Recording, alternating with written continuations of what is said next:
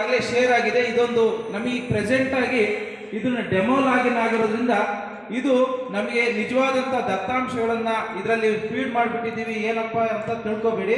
ನಿಮಗೆ ಏನು user I D login ಅನ್ನ ಕೊಟ್ಟಿದ್ದೀವಿ ಅದರಲ್ಲಿ ಈ ತಿಂಗಳಿಂದಲೇ ನೀವು ಇಂಡೆಂಟ್ ಅನ್ನ ಜನರೇಟ್ ಮಾಡುವಂತಹದ್ದು ಬರಬಹುದು. ಒಂದ್ಸತಿ ಡೆಮೋ ಆಗಾದ್ರೂ ಮಾಡಿಸ್ಬೋದು ಅಥವಾ ರಿಯಲ್ ಆಗಾದ್ರೂ ಮಾಡಿಸ್ಬೋದು. ಹಾಗಾಗಿ ಈ ತಿಂಗಳಿಂದ ಇಂಡೆಂಟ್ ಹಾಕ್ಲಿಕ್ಕೆ ಸಿದ್ಧರಾಗಿ.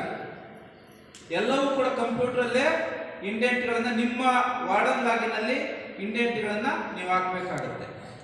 ಇಂಡೆಂಟ್ಗಳನ್ನ ಹಾಕೋದಕ್ಕಿಂತ ಮುಂಚೆ ನಮ್ಮ ಜಿಲ್ಲಾ ಹಂತದಲ್ಲಿ JD ಅಥವಾ DD ಅವರ ಲಾಗಿನ್ನಲ್ಲಿ ಕೆಲವೊಂದು ಬಹುಮುಖ್ಯವಾದಂಥ ಕಾರ್ಯಗಳು ಇರುತ್ತೆ. ಬಹುಮುಖ್ಯವಾದಂಥ ಕಾರ್ಯಗಳೇನು ಅಂದರೆ JD ಲಾಗಿನ್ ನೋಡ್ಬೋದು. JD ಲಾಗಿನ್ನಲ್ಲಿ ನಮಗೆ ನಮ್ಮ ವಿದ್ಯಾರ್ಥಿ ನಿಲಯಕ್ಕೆ ಬರುವಂಥ ಆಹಾರ ಸಾಮಗ್ರಿಗಳನ್ನ ಪ್ರೊಕ್ಯೂರ್ ಮಾಡುವಂಥ ಜವಾಬ್ದಾರಿ ಯಾರ್ದಾಗಿರುತ್ತೆ? JD ಅವ್ರದ್ದಾಗಿರುತ್ತೆ.